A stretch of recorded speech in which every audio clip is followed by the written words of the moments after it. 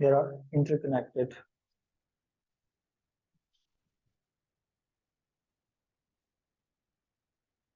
All right. अच्छा, अब ये जो मैंने डेफिनेशन लिखी है, that's like the equilibrium constant for an acid reaction which is at equilibrium. तो कितना आपका एसिड आयनाइज किया हुआ है, उसमें प्रोडक्ट की कंसंट्रेशन की ratio divide by the reactant concentration ratio, that is called के ऑफ दैट एसिड। अब इसकी अगर मैं एक एग्जांपल यहाँ लिखता हूँ, let's say we got this strong acid HCl and it dissociates to make H positive and OH negative ions, sorry, chloride negative ions.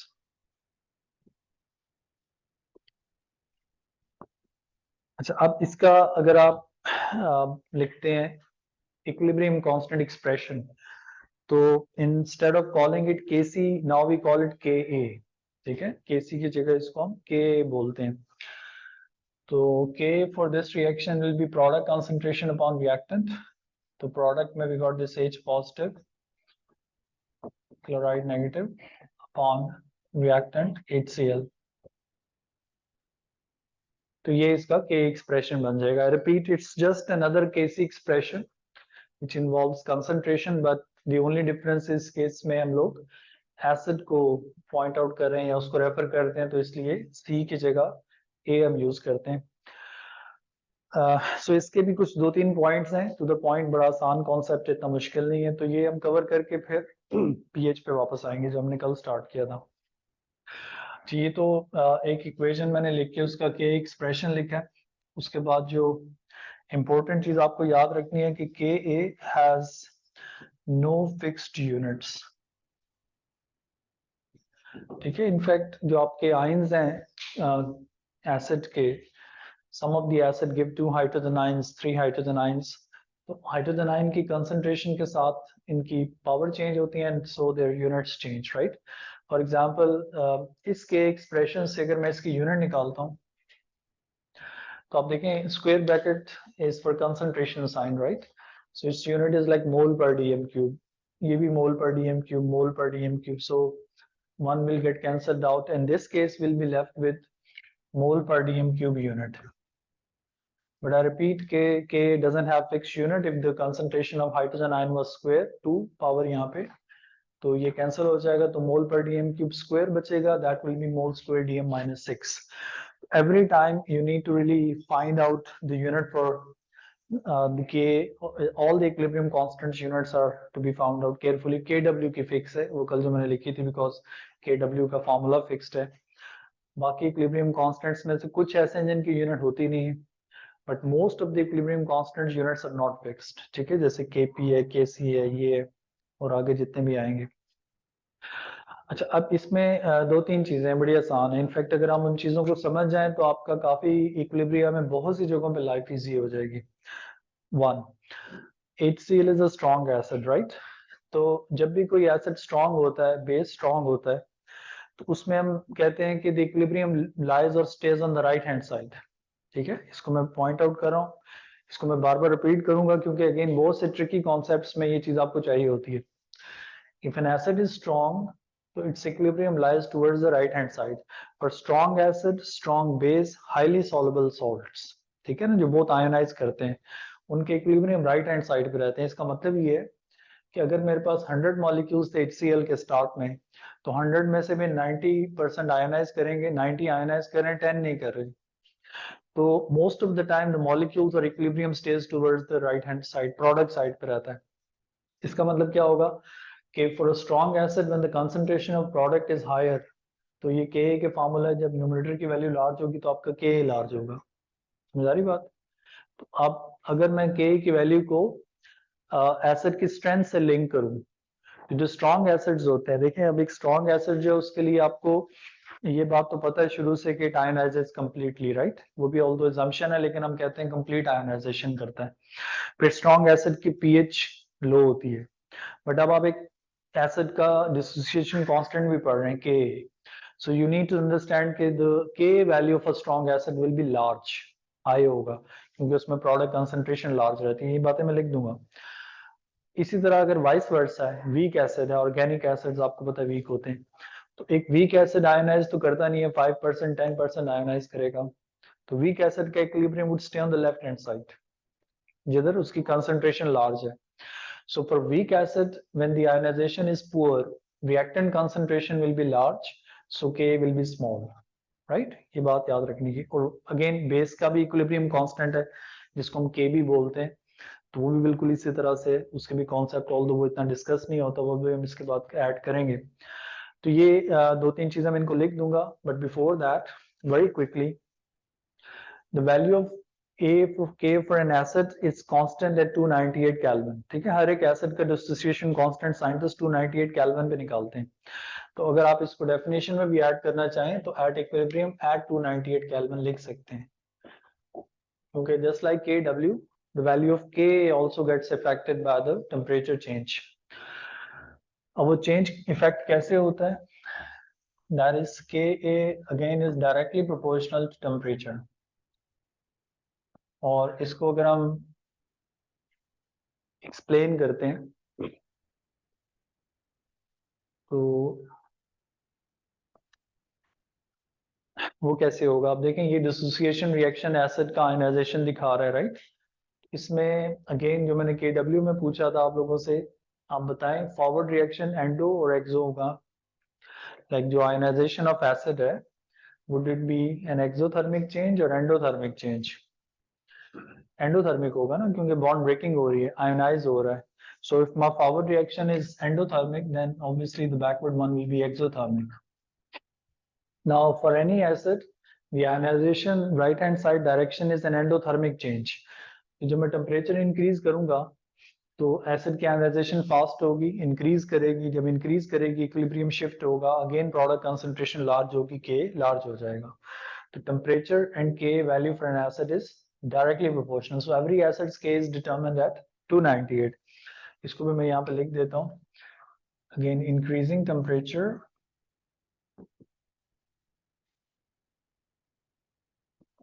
shifts the equilibrium to the right hand side,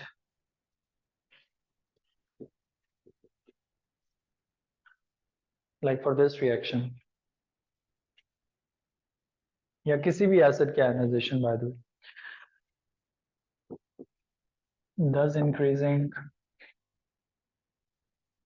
concentration of ions and Ka.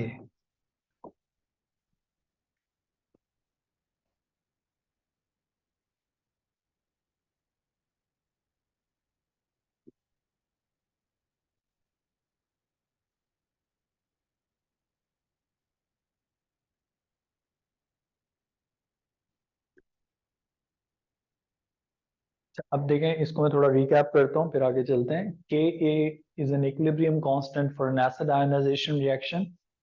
Instead of calling it Kc, we call it K, because अगर आप देखें किसी question में आपको examiner कह देता है कि एक सब्सटेंस X है और उसकी K की वैल्यू इज दिस, तो अब मुझे X के बारे में कुछ नहीं भी पता तो एटलीस्ट आई नो कि this substance is some acid, right? क्योंकि K is dissociation constant for an acid. बाकी अगर दो एसिड्स हैं और उनका K गिवन है इस तरह से, तो now from the values of K given for these two substances, I know both of these two are acids, right? But from the values of K given, I can tell which one of these two is stronger acid rather. अगर examiner ने मुझे कहा है कि ये दोनों ही strong हैं, तो इनमें से ज्यादा स्ट्रॉन्ग कौन होना चाहिए, X और Y? किसका K लार्ज है? Y का K लार्ज है, 10⁻⁻2 है और 2.3 भी है. तो जिसका K लार्ज होगा वो स्ट्रॉन्ग होगा, क्योंकि अभी मैंने जैसे बताया कि स्ट्रॉन्ग एसिड्स के इक्विलिब्रियम राइट हैंड साइड पे रहते हैं, उसकी प्रोडक्ट कंसंट्रेशन ज्यादा होगी, मींस वो हाइड्रोजन आयन ज्यादा बना रहा होगा, तो एसिड भी स्ट्रॉन्ग होगा. तो वैसे तो जो नॉन स्ट्रॉन्ग एसिड हैं वो तो आप लोगों को पता ही होने चाहिए, 3-4 जो कॉमन हम यूज करते हैं, H2SO4, HCl, HNO3. और इसी चैप्टर में हम पढ़ेंगे कि some of the organic acids can also become strong, right? जैसे कार्बोक्सिलिक एसिड्स हैं, they are also as strong as sulfuric acid is, और उतने ही हैजर्डस होते हैं और pH 1 वाले होते हैं. वो कब होते हैं वो हम आगे इस चैप्टर में पढ़ेंगे कॉन्सेप्ट, लेकिन अगेन स्ट्रॉन्ग एसिड्स का K लार्ज होता है. अच्छा, दूसरी बात ये कि जो K की वैल्यू है वो कंसंट्रेशन इंडिपेंडेंट है. The value of an K of an acid is independent of the concentration of the acid or initial concentration, by the way. इसको आप लिख लें, फिर मैं इसको एक्सप्लेन करता हूँ, ये भी इंपॉर्टेंट है. The value of Ka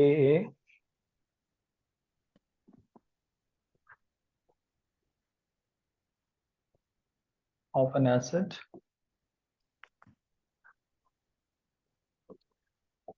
is independent of its initial concentration.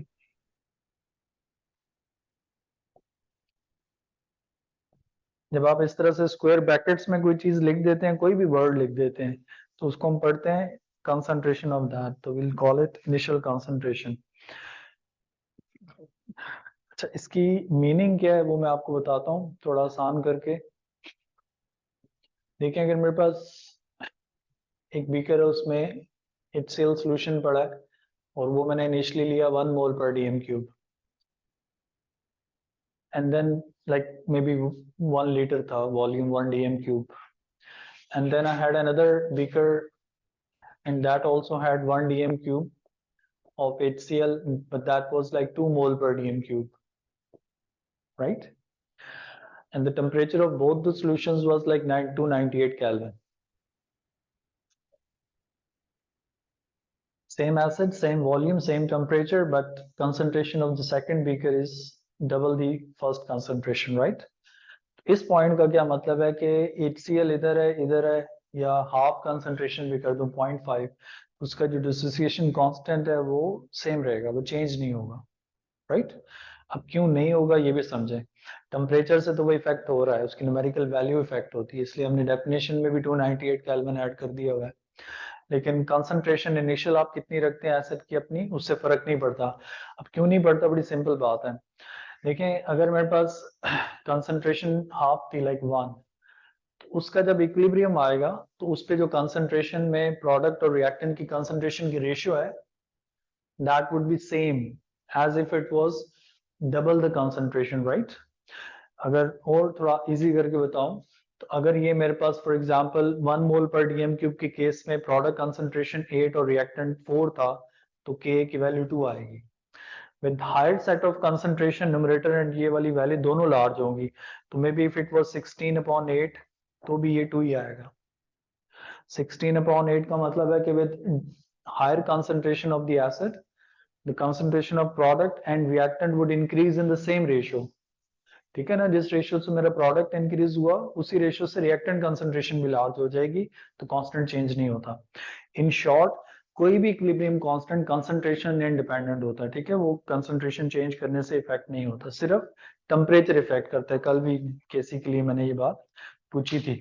अच्छा, अब इसकी कोई एक्सप्लेनेशन अगर आपको देनी पड़ जाए पेपर में, उसमें ज़रा आप ये बीकर वगैरह तो नहीं बनाएंगे, उसमें फिर आप ये चीज ऐड कर सकते हैं. दैट इसी के साथ नीचे लिख लें, the ratio of product concentration and reactant concentration remain same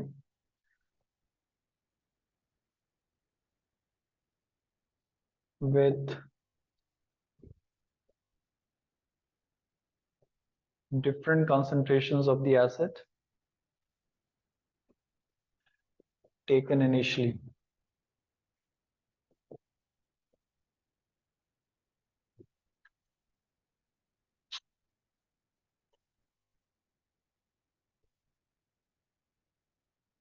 So the product concentration and reactant concentration ratio stays the same as even if the concentration of the acid was taken differently or taken different initially. उस पर फर्क नहीं पड़ता. अच्छा, अब what you need to understand about K, because it's for an acid, एक तो आप उसकी डेफिनेशन आनी चाहिए, किसी भी एसिड की K एक्सप्रेशन लिखना आना चाहिए, उसकी यूनिट निकालनी. फिर these 2 points that the temperature and K constant and concentration कैसे लिंक करते हैं, और फिर एट लार्ज किसी भी एसिड की कुछ प्रॉपर्टीज है वो मैं इधर लिखता हूँ. दैट कंक्लूड्स के. फिर हम वापस जाएंगे पीएच कैलकुलेशन पे. स्ट्रॉन्ग एसिड की पीएच निकालने का अलग तरीका होता है और वीक एसिड के केस में हम ये उसका के यूज करते हैं। बट यहाँ अगर किसी चीज में क्वेश्चन आप पूछ लें, स्पेशली लेफ्ट साइड पे, ये मैं यूज करूंगा अब। अच्छा, अब देखें, अभी जैसे मैंने थोड़ी देर पहले ये चीजें पॉइंट आउट की थी कि किसी भी एसिड के लिए अब आपको कुछ जनरल उसकी प्रॉपर्टीज का आइडिया होना चाहिए। तो एक हम स्ट्रॉन्ग एसिड का लिख लेते हैं इस तरह माइंड मैप की फॉर्म में। और अ स्ट्रॉन्ग एसिड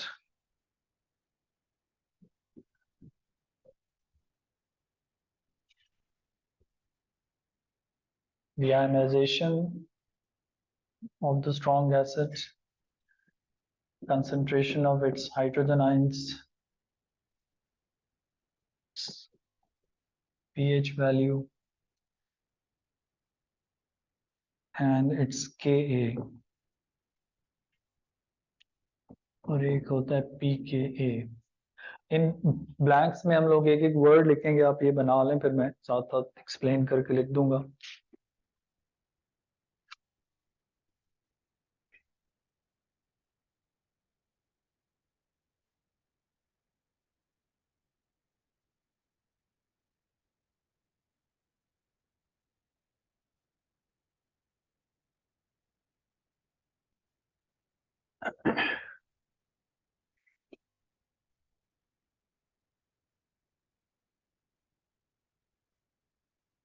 अच्छा देखें, अगर एक स्ट्रॉन्ग एसिड के लिए ये सारी ब्लैंक्स हम फिल करते हैं तो the ionization of the strong acid is considered complete, right?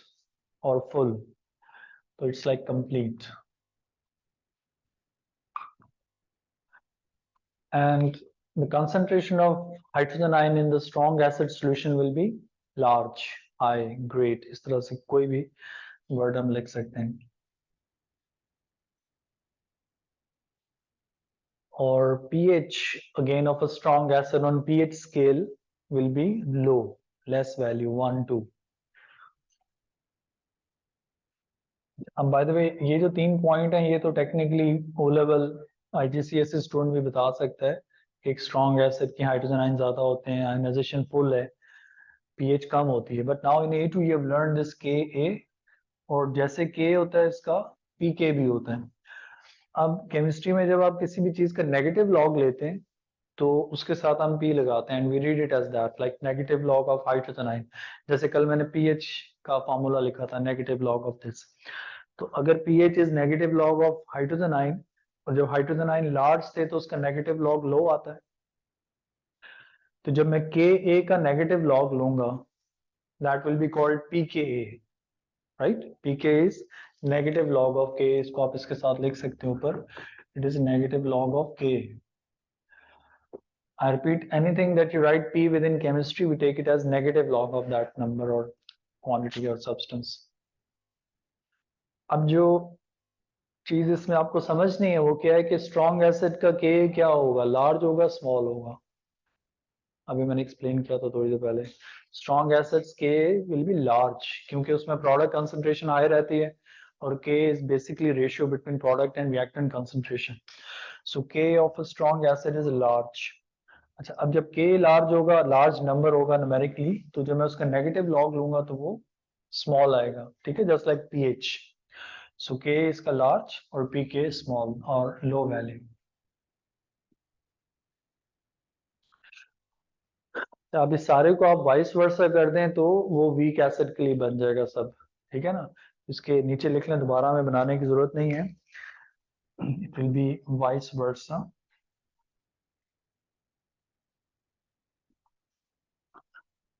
और वीक एसिड। तो weak acid ionization is incomplete, its hydrogen ion concentration is low। तो जब आप लेस नंबर का नेगेटिव लॉग लेंगे तो वो लार्ज आ जाएगा, pH स्केल पे 5 6 के राउंड आएगा। Weak acids K would be small, small number का अगेन आप वो लेंगे pK, तो वो भी लार्ज वैल्यू आएगी। अच्छा, अब देखें, just like Ka, there is this thing called Kb, base dissociation constant, right? अब Kb भी सिलेबस में है, लेकिन its concepts are exactly like K, और it's like hardly been explained in books और इवन पेपर्स में भी केबी का बहुत ही कुछ, कोई एक दो क्वेश्चन मेरी नजर से गुजरे हैं 7-8 साल में, 8-10 साल में बल्कि, but will write it and make it quick. ठीक है, कॉन्सेप्ट बारह सारा सेम है, लेकिन ए की जगह बी लगा देंगे बिकॉज वो एसेट के लिए नहीं है, बेस के लिए, बातें सारी सेम है। तो इसी के आगे आप के भी ऐड कर लें, but again if you got question doubt here तो ये पूछ लें। ये देखें के डब्ल्यू भी वाटर के लिए था, उसके 3-4 फिक्स पॉइंट्स हैं। के डब्ल्यू का फॉर्मूला, उसकी डेफिनेशन, उसकी केसी से डेरिवेशन कैसे होती है, फिर टेम्परेचर से के डब्ल्यू का क्या रिलेशन, और कंसंट्रेशन डिफरेंट सॉल्यूशंस की एक्वस की, उसमें हाइड्रोजन ओएच आयन की क्या रेशियो रहती है। उसके बाद इन बिटवीन ब्रीफली हमने पीएच कल स्टार्ट कर दिया था और बीच में अब के पढ़ा, वापस हम पीएच पे जाएंगे, बट के के बाद के भी ऐड कर लेंगे। तो बेस डिसोसिएशन कांस्टेंट और के बी के लिए, as I said K we need to try and save some time here, इसका फार्मूला और मेन पॉइंट्स हम लिख लेंगे, तो देर एग्जैक्टली लाइक के ए।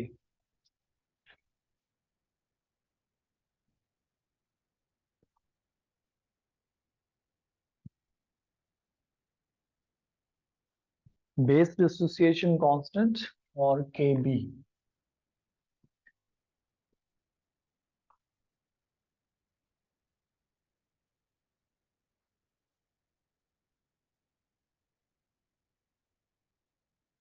अच्छा, अब देखें एसिड डिसोसिएशन कांस्टेंट क्या था, ratio between product concentration and reactant concentration at equilibrium at 298 Kelvin. So Kb is also same. It's the ratio between product and reactant concentration of base molecules at equilibrium 298 Kelvin. Definition हम लिख लेते हैं इसकी, is the ratio between product concentration and reactant concentration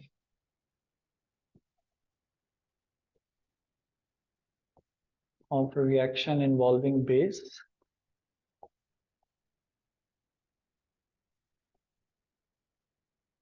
at equilibrium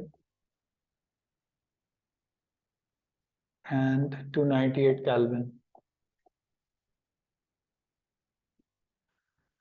तो इसकी भी units fix नहीं है, और एक इक्वेशन जनरल हम लिख के उसका के भी एक्सप्रेशन लिख लेते हैं। अब होता क्या है कि बेस के लिए sometime examiner gives you this general symbol MOH, metal hydroxide, और ग्रुप 1 के लिए बाय द वे। तो अगर ये जनरल आपको इक्वेशन कंस्ट्रक्ट करने को आ जाए तो आपने M प्लस एक्वस बना दें और हाइड्रोक्साइड आयन बना दें। इनफैक्ट जनरल एक्सप्रेशन एसिड का जो होता है वो HX हम लिखते हैं, मोनोप्रोटिक एसिड। मोनोप्रोटिक वो जो एक हाइड्रोजन आयन दे, ठीक है, लाइक HCl। और बेस के लिए general expression MOH, that also group 1 metal hydroxide, या जो एक OH आयन देता है। और जो सॉल्ट है उसके लिए हम जनरली यूज करते हैं MX। अब ये नॉर्मल कॉमन जनरल एक्सप्रेशंस हैं एसिड बेस और सॉल्ट के, ठीक है, लेकिन ये कोई पक्के फिक्स नहीं है, इनको चेंज भी करते रहते हैं। फॉर एग्जाम्पल अगर ये मुझे MX मिला हुआ तो आई वुड अंडरस्टैंड कि it's some group 1 metal most likely, और ग्रुप 7 का कोई हेलोजन है जिसका सॉल्ट बना हुआ है। But if I was told the formula for salt is like MX2, तो इसको देख के मुझे पता चल जाएगा कि ये ग्रुप 1 मेटल नहीं है कम से कम, क्योंकि ये 2 है, ये बेसिकली ग्रुप 1 मेटल की वैलेंसी है, ठीक है, अगर वो हेलोजन से बॉन्डेड है फॉर एग्जाम्पल। तो MX2 है तो मोस्ट लाइकली ग्रुप 2 की मेटल होगी कोई, और या कोई ट्रांजिशन मेटल। इसी तरह से अगर ऊपर एसिड के लिए HX की जगह एग्जामिनर ये लिख दे H2X, फिर आप समझ जाएं कि ये HCl नहीं है, at least perhaps sulphuric acid H2SO4, ठीक है, नंबर ऑफ हाइड्रोजन आयन वगैरह उससे रिफ्लेक्ट होते हैं। अब होता ये है कि जब आप इस तरह की कुछ जनरल एक्सप्रेशंस क्वेश्चन में यूज करते हैं तो थोड़ा वो कंफ्यूजिंग जरूर लगता है, and you might have to time make it link to some known acid, उसको आप साइड पे लिख लें कि परहैप्स ये HCl है, तो आपको वो क्वेश्चन थोड़ा फिर आसान लगेगा। खैर, अब अगर एक मोनोप्रोटिक बेस का मैंने ये आयनाइजेशन इक्वेशन लिखी और इसका मैं के बी एक्सप्रेशन लिखूं अगर, तो it would be product concentration on reactant concentration. और इस केस में भी इसकी यूनिट जो आएगी वो मोल पर डीएम क्यूब, और अगेन नो फिक्स्ड यूनिट्स.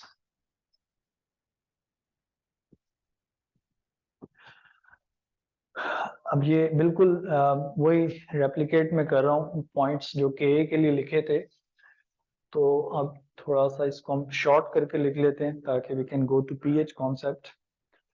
इसी के नीचे आप ऐड कर लें कि वैल्यू ऑफ के बी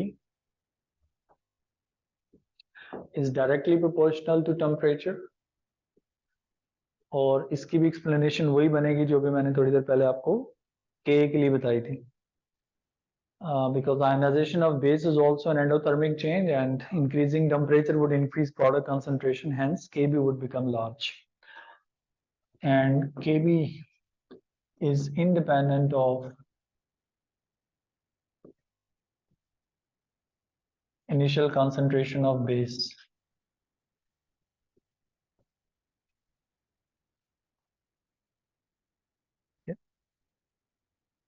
और just like K का मैंने strong acid के लिए points K थे लिखे थे, तो अब मैं इसे strong base के लिए भी कुछ points इधर list कर रहा हूँ. Now for a strong base,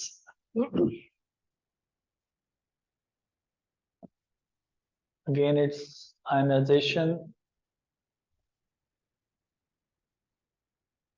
फिर इसमें जो concentration of hydroxide ions हैं,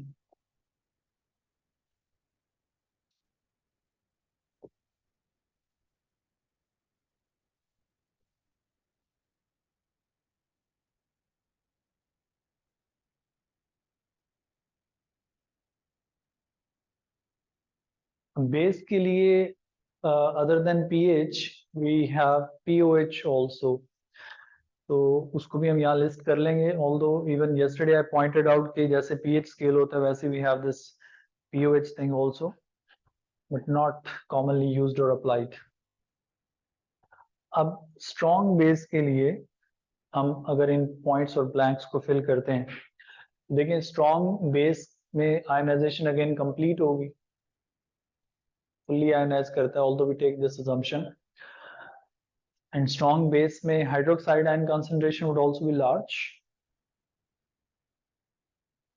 But ये जो POH और PH है ये थोड़ा सा tricky है. POH तो चलें शायद आप नहीं predict कर पाएंगे अभी, लेकिन strong base की pH scale पे क्या होगी? High होगी, large, small होगी? pH scale पे pH of a strong base is large, 13, 14, total scale 14 तक लेते हैं ना, तो high होता है, large होता है. अभी हम जब कैलकुलेशंस करेंगे पीएच की तो आपको आइडिया हो जाएगा कि ये पीओएच और इसमें डिफरेंस क्यों है. But just remember that pOH क्या है, basically pOH is negative log of OH ions, right. तो अभी मैंने बताया था कि अगर आप एक लार्ज नंबर का नेगेटिव लॉग लेंगे तो that will be a low value, right. तो pOH of a strong base is a low value, pH scale पे वो लार्ज हो जाता है. फिर स्ट्रॉन्ग बेस का केबी वुड आल्सो बी लार्ज, क्योंकि उसका इक्विलिब्रियम भी राइट हैंड साइड पे रहता है, ज्यादा प्रोडक्ट बनाता है सारा टाइम. तो अगेन आप जब उसका नेगेटिव लॉग लेंगे Kb, that would come a small value और लो वैल्यू. अच्छा, अब केबी को एग्जामिनर टच नहीं करते, बुक्स में भी केबी हार्डली एक्सप्लेन्ड होता है, और एक 3-4 लाइन में वो बस ये लिख देते हैं the concepts of K B are similar to that of K, but इसको इतना जरूर प्रॉपर प्रिपेयर करें बिकॉज इस पे क्वेश्चन बन सकता है ऑल टुगेदर सिर्फ केबी के ऊपर ही. अच्छा, हम वापस पीएच और पीओएच पे आते हैं बिकॉज कल तो मैंने आपको सिर्फ डेफिनेशंस पॉइंट आउट की थी या फार्मूला उनके, और पीएच स्केल बनाया तो इंडिकेटर के कलर्स वगैरह लिखे थे. अब जो इसमें नेक्स्ट चीज है पीएच के टॉपिक में, वो पीएच कैलकुलेशन है स्ट्रॉन्ग एसिड, स्ट्रॉन्ग बेस, और फिर वीक एसिड और वीक बेस वगैरह के. तो इसको आप नेक्स्ट अगेन साइड हेडिंग बना लेंगे. ये हमारा अभी फर्स्ट टॉपिक ही चल रहा है सारा.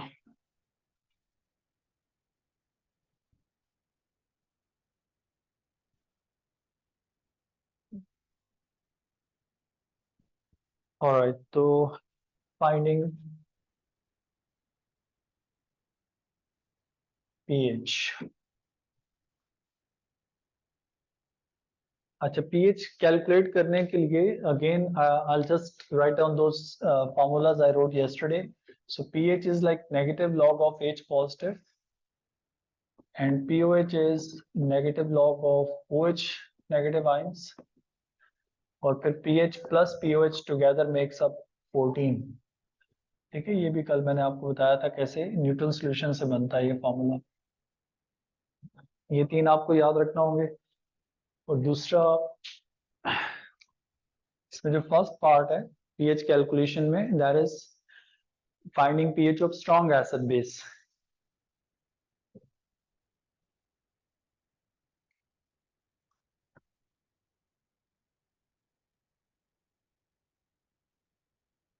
अगर आपको स्ट्रॉन्ग एसिड बेस गिवन है तो उसकी पीएच हम कैसे निकालेंगे? That's very simple. उसमें we assume, we take an assumption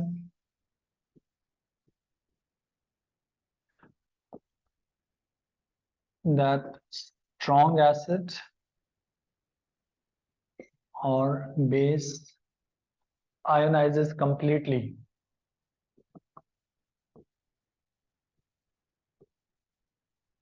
and use concentration of acid or base directly given directly। जब मैं इसको एग्जांपल लिखूंगा उसमें आपको आइडिया हो जाएगा। मतलब स्ट्रॉन्ग एसिड बेस के केस में हम ये assumption ले लेते हैं कि ये फुल्ली आयोनाइज कर रहा है और जो भी एसिड बेस की कंसंट्रेशन आपको क्वेश्चन में गिवन है वही हम यूज कर लेंगे उसकी पीएच निकालने के लिए।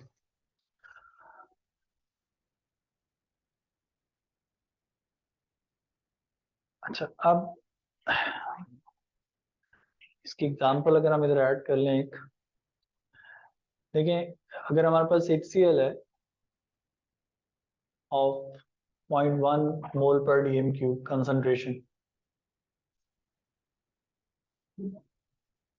और इसकी आप पीएच निकाल रहे हैं, तो इसको सिर्फ समझाने के लिए मैं इसके आयनाइजेशन वगैरह दिखा के एक्सप्लेन करूंगा। वैसे पेपर में आपने डायरेक्ट करना है बिकॉज ये चीजें एक एक मार्क की आती हैं पेपर 4 में। स्ट्रॉन्ग एसिड्स में I repeat HCl, H2SO4, HNO3, ठीक है, ये तीन चार स्ट्रॉन्ग एसिड्स हैं। When they are given in question they will not tell you कि इज इट स्ट्रॉन्ग और वीक।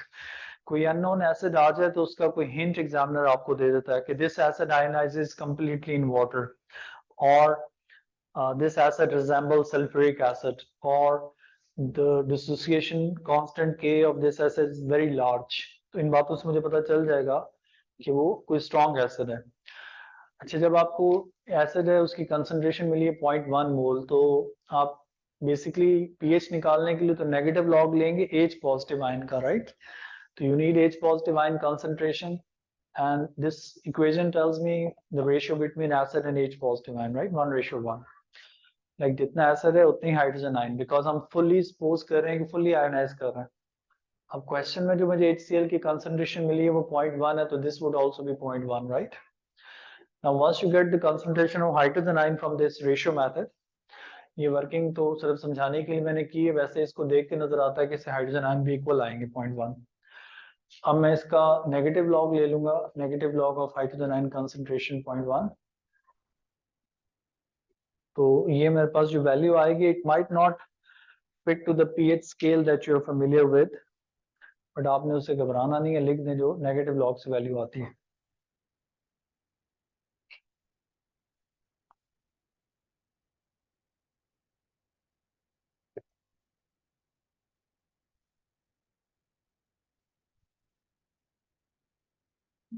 तो नेगेटिव लॉग 0.1 करें, 1 आ गया, पक्की बात है। आई kept it quite low by the way, 1। अच्छा, अब ये पास पेपर का एक क्वेश्चन है जिसको मैं पार्ट्स में आपको करा रहा हूँ 3 मार्क्स का। एक पार्ट में आपसे उसने कैलकुलेट कराई HCl की पीएच, फिर सेकंड पार्ट में इट सेट के find pH of sulphuric acid of same concentration. अब सल्फ्यूरिक एसिड है मेरे पास 0.1 मोल पर डीएम क्यूब।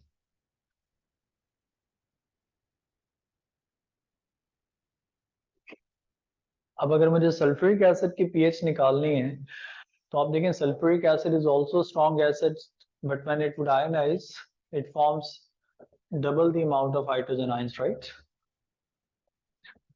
तो इसके 1 मोल से हाइड्रोजन आयन डबल मिलते हैं 2। तो अब ये 0.1 से हाइड्रोजन आयन 0.2 हो जाएंगे, राइट। और अब जब मैं इसका नेगेटिव लॉग लूंगा 0.2 का,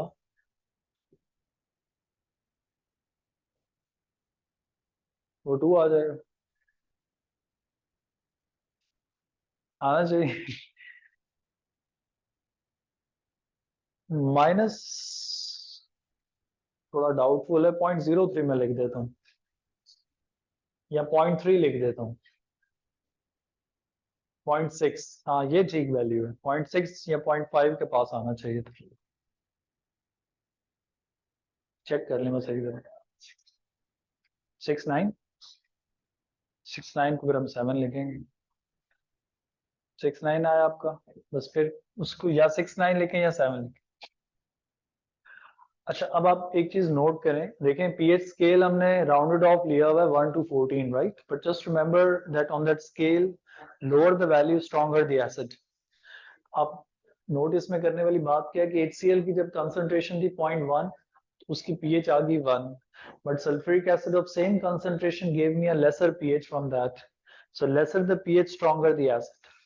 तो जैसे मैंने कहा ये 3 मार्क का पास पेपर का क्वेश्चन है, 1 मार्क, और लास्ट पार्ट में उसने आपसे पूछा है compare the acidic strength of HCl with sulphuric acid. कैसे कंपेयर करेंगे, HCl स्ट्रॉन्ग है या सल्फ्यूरिक एसिड स्ट्रॉन्ग है? Sulfuric acid is stronger with the same concentration even. Reason? Because even with same concentration, sulfuric acid give double the amount of hydrogen ion than HCl. तो इसको हम यहाँ लिख लेते हैं, H2SO4 is stronger than HCl as it gives double the amount or concentration of hydrogen ions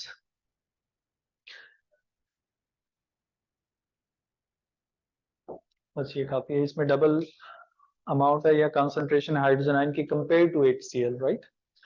तो बस खत्म, टाइम हो गया वैसे। आप लोगों ने पैकिंग कर दिया, जैसे ऑनलाइन में बचे काम है। ये बात फ्राइडे वाले दिन तो होता है, लेकिन चले